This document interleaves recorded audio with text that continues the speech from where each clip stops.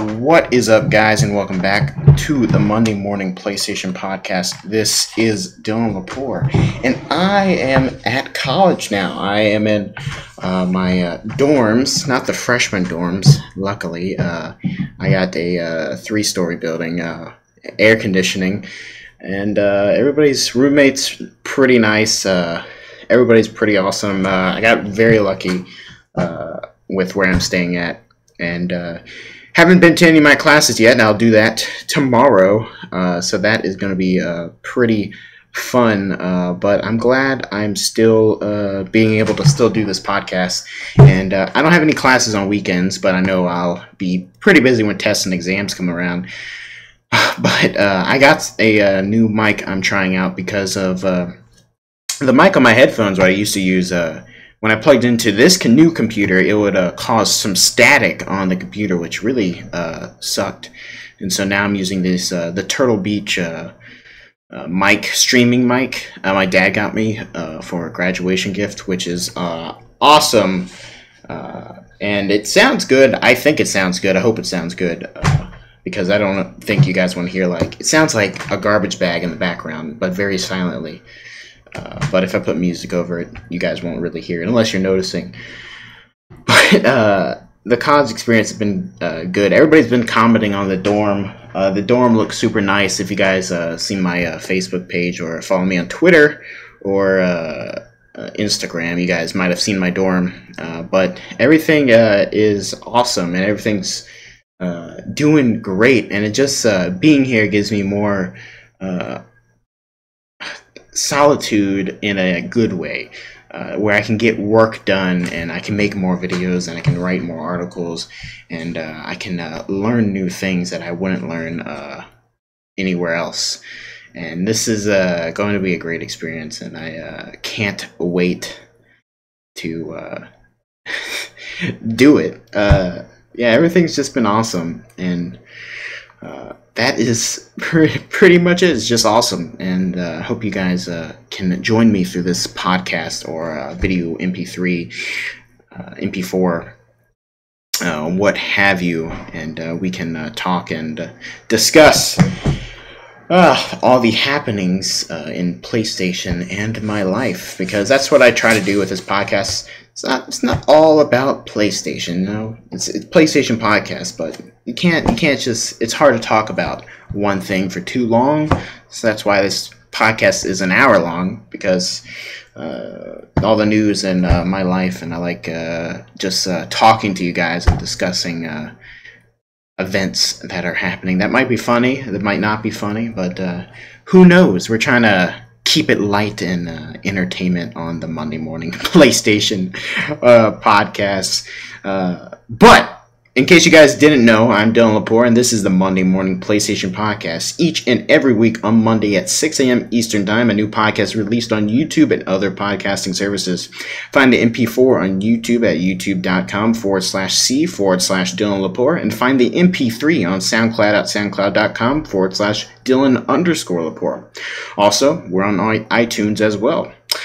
If you want to throw me a couple bucks, head on over to youtube.streamlabs.com/Dylan Lepore.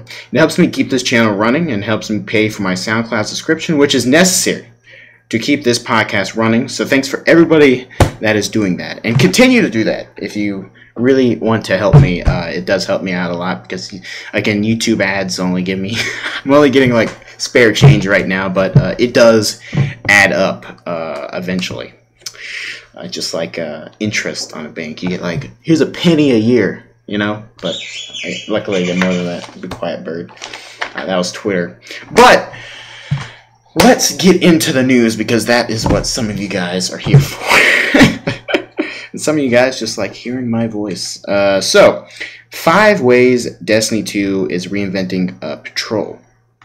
We'll get into that. But Gamescom was this last weekend, and there's a lot of stuff coming through that, and the PC beta for Destiny is out now. So if you guys have been playing that, I know a lot of people have been doing LAN parties and stuff with that. It's been cool watching all the news and all the excitement, and they did update the new Destiny 2 app. But let's actually get into the news right here. 5 ways Destiny 2 is reinventing patrol. This is a blog post from PlayStation.com. Maps. There's a map. Accessibility, Viva your ghost at any time. The new map is your guide to the planet you're on and the worlds beyond. It gives you a geographical overview of the region and can help you guide you to nearby events, quests, and areas of interest. It may seem like a subtle tweet, but it conjunction with all the new activities in each zone dramatically reduces the amount of time between the last activity you did and the next destination for your fire team. In short, it makes it significantly easier to find something fun to do, which is very helpful because guiding in Destiny, it used to be a pain with the map. I would have to print out a map because and to find the areas. It would work out, but it was just too complicated at the time, and I'm glad they made it easier. They should have added a map a long time ago. The best part, ongoing public events and upcoming public events are displayed right on the map. Tag them as a waypoint, which is awesome, and hop on your Sparrow. You can safely discard your homemade event timer algorithm. Thank God. Public events. Oh God, I remember using those apps for like quests and stuff to get public events, and there's an app for Crota, but we eventually found out it was only like a minute. He only stands at a place for like a minute long, and then you can move on.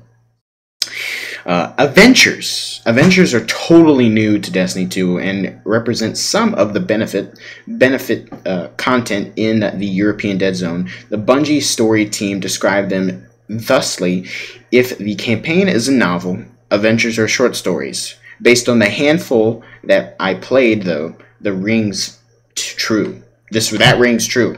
So, adventures, the campaign's a novel, and adventures are short stories, which we'll get into more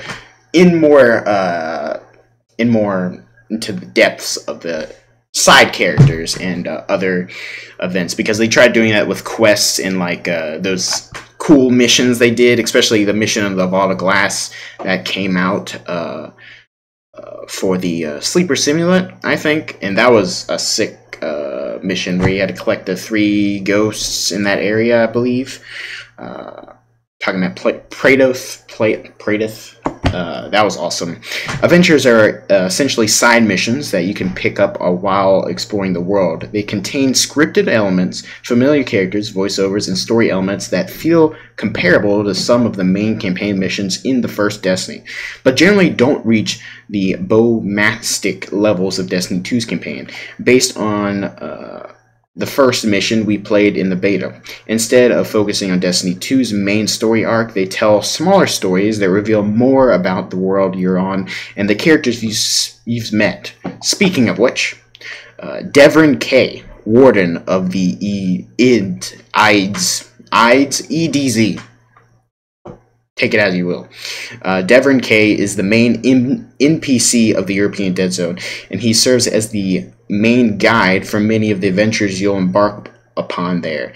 Stationed at the top of the church tower with his trusty sniper rifle. That seems like everybody has a sniper rifle now. He packs a salty Western European growl that immediately endeared me to his character and made me eager to learn about his past and his relationship to the rest of the game's cast.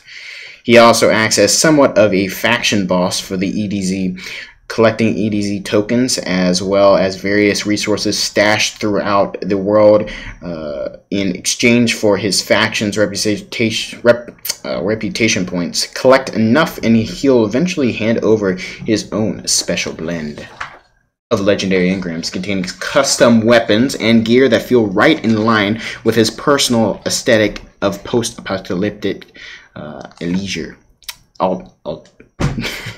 The most important thing about Dervin, I never felt like I needed to talk to him to figure out what to do next. The map would do that for me. I only visited him when it was time to cash in.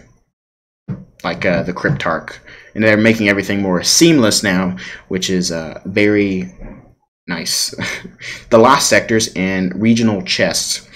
While public events and adventures can be trackable waypoints, Destiny 2's map also contains some more elusive activities.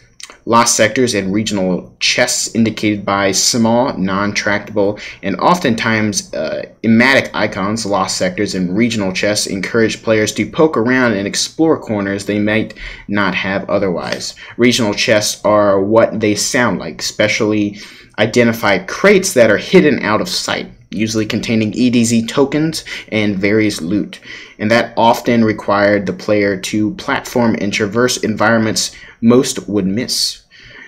They're resemblant of the original Destiny's golden chests, but their rewards aren't limited to early game loot. Instead, you'll get rewarded with EDZ tokens and faction bonuses. Lost sectors were maybe my favorite part of the EDZ. These are hidden labyrinths areas that require players to cave dive and explore complex drainage systems or cave networks before they come across a large group of enemies, and more importantly, a really large loot cache. That cache can only be opened by defeating a named elite enemy guarding the area and retrieving that sector's cache codes. Find the sector, defeat the boss, grab the cache codes, and loot is yours. Dance on. So when the Iron Lords DLC came out, and you have those like lasered off sections, and you put something in it, and you kill the stuff, and you open the chest, and then you get the giant weapon. That's basically kind of what they were trying to do there. The first Destiny was like a test for all this stuff, because they knew they were not going to do that much with it, so they're just going to add a little to it, and a little loot to it, a little grind, but not that much. I'm actually recording a podcast. Oh, sorry. It's okay. Huh? Want me to dip? No, you can stay. I'm just going to talk. Public events and a shot at heroic public events. Okay, so public events are obviously not new to Destiny, but in many ways they manage to feel fresh and detective from the many I played through and over in the first game. I personally mentioned how the map displays exactly where and when public events are happening, but now every public event has secret objectives. Finding and completing these unlocks a heroic version of the public events. Complete that and you've got yourself a massive experience boost and a shot at some epic loot. The criteria for these hidden objectives is never messaged to the player. Instead, you'll need to experiment and explore for yourself. I don't want to spoil anything here, but let's just say that Guardians who triumphed over the original Destiny's heroic raids may have a few ideas about how to get started. With less than 2 weeks until launch, any doubts about Destiny 2 have been assured. The game will have superb core mechanics with perfectly honed controls and a gun feel that, in my opinion, is top of class.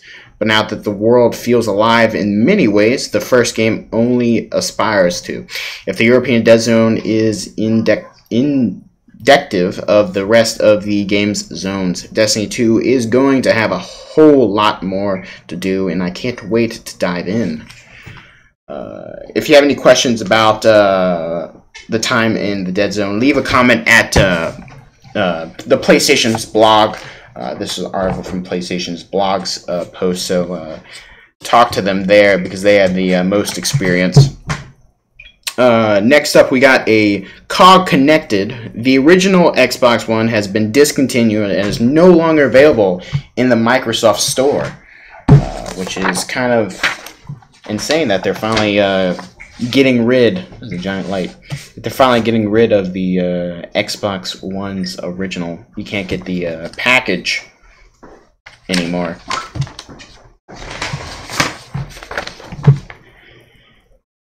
The Last of 2 will have multiplayer. Article from Nerd Munch. There hasn't been much information on The Last of Us 2 thus far. We have the official announcement during PlayStation Experience 2016 that Naughty Dog is working on the game after that. We know that the game will be focused on Ellie and center around the theme of hate instead of love. It's sure to be a bumpy ride, nothing quite like revenge and hate to get anyone through a zombie apocalypse. And that was my roommate that you saw there. That's gonna happen a lot. Like I said, this is not gonna be a perfect, clean podcast, but I might have to do some edits here and there. So let's get further into The Last of Us 2 multiplayer, which I really liked the first The Last of Us multiplayer.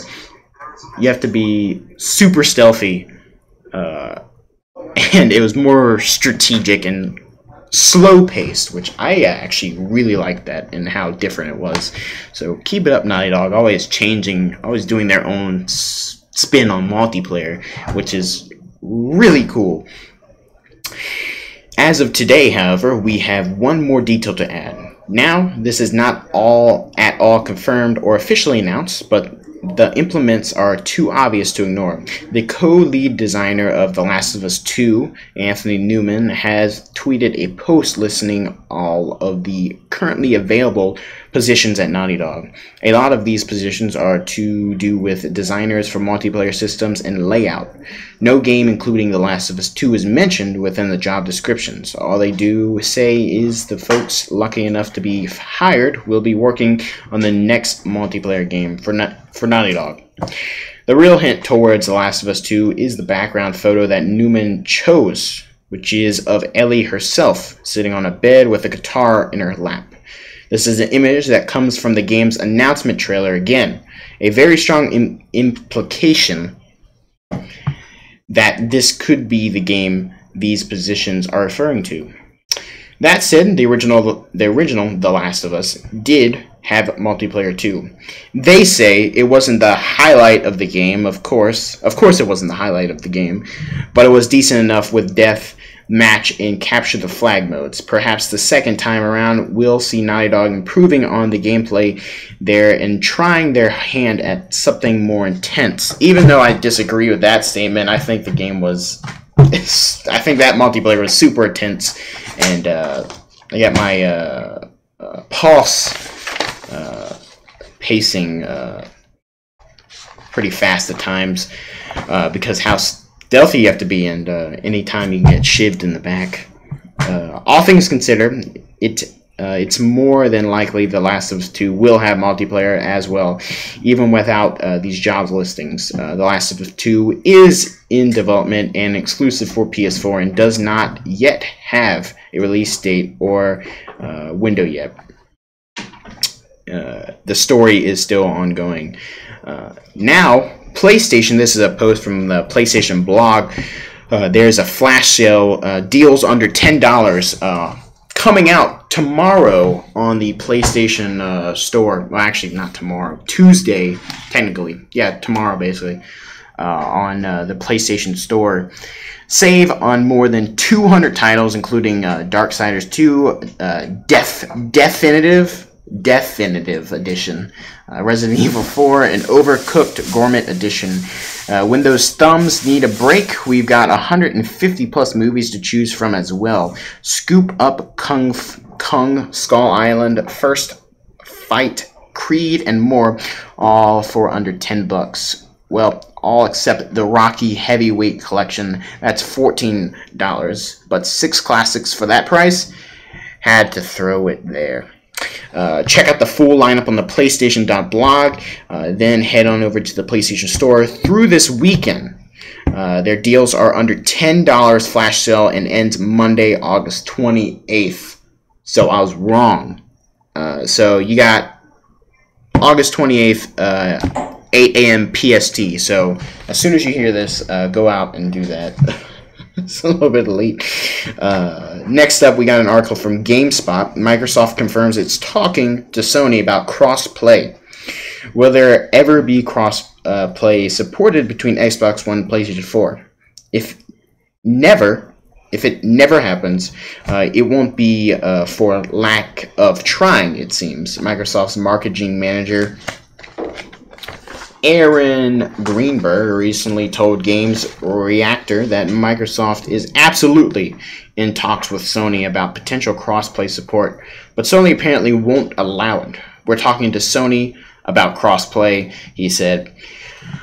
We do partner with them on Minecraft, and of course we would like to enable them to be part of that. One community to unite gamers, so we're talking to them, and we're hopefully that they'll be supportive of it. This is just the latest in a long history of comments from Microsoft about its desire to connect Xbox Live and PlayStation Network. Back at E3, where Microsoft announced crossplay support for Microsoft between Xbox One and Nintendo Switch, Xbox Dave McCarthy confirmed discussions with Sony about crossplay took place, but pressed for more details. He laughed when he's saying Sony wasn't ready to support that feature, suggesting talks about not progressing all that way, or all that well. Quite frankly, we'd love to have Sony there. We discussed it. We said at the time, they're not quite there yet, he laughs, on support for that. But my hope is that they join the party as well, because I think it's an awesome thing to do for gamers, connecting Xbox and Microsoft's networks. In March 2016, Microsoft publicly announced that it was open to connecting Xbox Live to other gaming networks, including PlayStation's network and Nintendo's own online service. Sony later suggested it was open to this, but it has not happened yet, and it doesn't seem like it will soon. PlayStation exclusive, or its PlayStation executive, Jim Ryan, said one reason why Sony isn't allowing crossplay between PS4 and Xbox One from Microsoft is because the company is considering about the safety of its users. If Sony allowed PSN to connect to an outside network like Xbox Live, Sony would not be able to fully control the experience. This could potentially put its users, in particular children, at risk, Ryan said. Xbox boss Phil Spencer responded to Ryan's comments, saying the dialogue that Ryan engaged in is unhealthy for the industry overall, and took issue with its suggestions that Microsoft doesn't do enough to keep users safe. I would love for players on the platform to stay connected, Spencer said.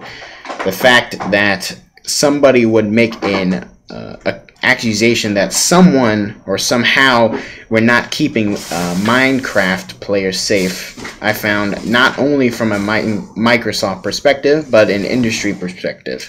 I don't know why that has to become that dialogue. That doesn't seem healthy for anyone. We can always do better with anything we do. I feel the whole discussion around safety with our game, and that somehow we wouldn't take that as a top priority. And frankly, through our parental controls on Xbox Live and everything else that we've done, shown that that's incredibly important to us as a platform. This is also an ongoing story. That'd be kind of cool to see Xbox and PlayStation connecting as one. I don't know if it's really just a safety thing. I think it's just PlayStation wants to keep their exclusives in lock and in check. What are you doing? This is on a sync. I was closing. Oh, okay. Are you streaming? No, this is a podcast. Oh. Yeah. It's like, I got on my nose, like, is someone cooking, like, blueberry muffins? And I was like, I smell blueberry. I walk over here, you're doing this. You're, like, climbing all over the place. I know what you're smelling. It was that. Mom's melon. Yeah, it was under the sink. I was like, what is that smell? Like, that's heavy. There's no blue. Why do you have that? What do you have? Oh, it's for my vape. Oh, okay. Yeah. Okay. Well, don't worry. It's the one with no nicotine in it, because I'm not trying to kill myself. Good Yeah, job. I just like the flavor. It's called Mom's Melons. Awesome. Nicotine free. Stay away from drugs, kids. This is an article from GameSpot. PSN leak reveals Yakuza 2 is now getting a PS4 remake. Sega's embracing of the Yakuza series continues with a remake of the first game just days away. A PSN listing has revealed that Yakuza 2 will apparently be getting the same treatment. As posted on NeoGAF, Yakuza Kiwami 2 briefly appeared on Taiwan's PlayStation Store. The listing has since been removed, but a translation states that it will run on the engine powering Yakuza 6, the most recent original entry in the series, while the listing was likely not meant to go up. It does seem to be legitimate, given it was accompanied by a logo. While it was live, the page listed a release date of Destiny, I said Destiny, a release date of December 7th, 2017. It's entirely possible that was only a placeholder or simply incorrect. That said, although Yakuza Kiwami, a remake of the original Yakuza, is only just releasing this coming Tuesday, August 29th, it's been available in Japan since early 2016. Tuesday's launch of Yakuza Kiwami is the second Yakuza release of the year in the West, following Yakuza 0 in January. Yakuza 6, released in Japan last year, is due out in the West on March 20th. 2018, as noted in your Yakuza Kiwami review, the upcoming game proved to be a great remake, although it did leave some real flaws intact. So, more Yakuza games. Lots of people are really liking the Yakuza franchise. I'm a little bit confused. I don't know about you guys on the ordering of all these games, because we got 6, we got 0, we got Kiwami 2, we got Kiwami. I'm just like, where does it end? But again, Sega is really pushing the Yakuza, because more people are really getting into Yakuza now, and that is actually a good thing, because the Yakuza franchise is actually pretty interesting and also pretty funny too. So definitely check out that. But now, that is it for the news for this week, for this Monday morning PlayStation podcast. But let's dive into some of the new releases of the week of the 29th of August, tomorrow, basically. So we have a couple games I actually want to mention. I'm going to skip a few because you can find the whole listing on the drop at the PlayStation.blog.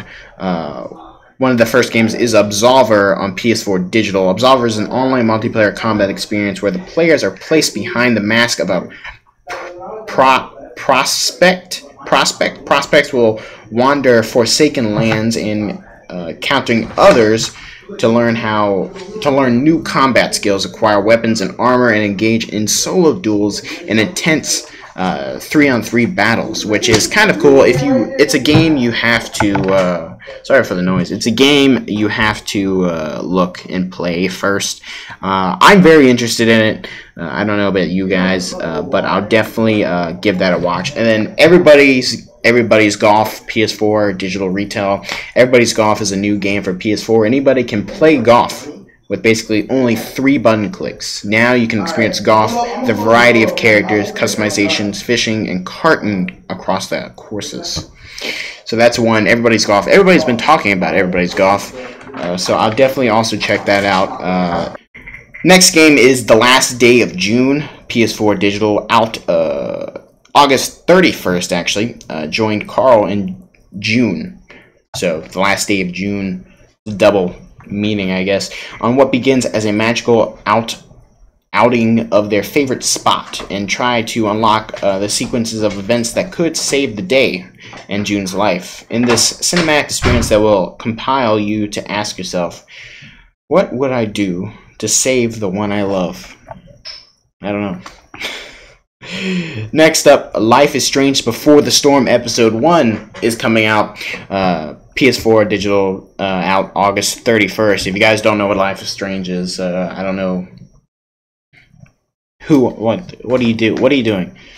Life is Strange Before the Storm features Chloe Price, a 16-year-old rebel who forms an unlikely friendship with Rachel Amber, a beautiful and popular girl designated for success. When Rachel's world is turned upside down by a family secret, it takes their newfound alliance to give each other the strength to overcome their demons. And The Lost Bear is something I'm also interested in too. PSVR digital out August 31st again. A lot of these games are out August 31st. Immerse yourself in the hand-drawn world of The Lost Bear. Help Walnut on her journey home through a mysterious land corrupted by the toy-stealing Snatcher. So that's interesting. The logo really got me hooked on it. But we also have a couple more games I want to mention. Resident Evil Revelations, PS4, and digital retail. You guys know what Resident Evil Revelations is, if you haven't already. Another great game, especially when it came out on the 3DS. It was a great Resident Evil game, so I'm really going to jump on that train of playing it again. And the Yakuza Kiwami, like I talked before, the rumored Yakuza Kiwami 2, and this is Yakuza Kiwami coming out. PS4 digital retail 10 years ago. I'm going to say these names wrong. I probably said the title wrong too. 10 years ago, Kazuha Kiru took the fall for a crime he didn't commit to save his best friend. Expelled from his Yakuza family, Kira is released from prison to a city he no longer recognizes. Chaos erupts when 10 billion yen vanishes from the Tojo clan vault, and with Kira caught in the middle, he finds everything points to a young, mysterious girl named Hakura. Together, they must survive to find the answers they both seek. Wow, that's deep. But that is it for the news, the games, everything. I actually wrote down. This was 14 pages this time. This is probably the longest one I did. 14 pages of stuff to read to you guys. I hope you guys enjoyed the Monday Morning PlayStation podcast. I love doing this. You guys know that. I know that. I'm in college. Welcome. There's going to be some interruptions here and then, but we'll make it through this together. In case you didn't know, I'm Dylan Lepore, and this is the Monday Morning PlayStation Podcast. Each and every week on Monday at 6 a.m. Eastern Time, a new podcast is released on YouTube and other podcasting services. With the MP4 on YouTube at youtube.com/C/Dylan Lepore, and find the MP3 on SoundCloud at soundcloud.com/Dylan_Lepore. Also, we're on iTunes.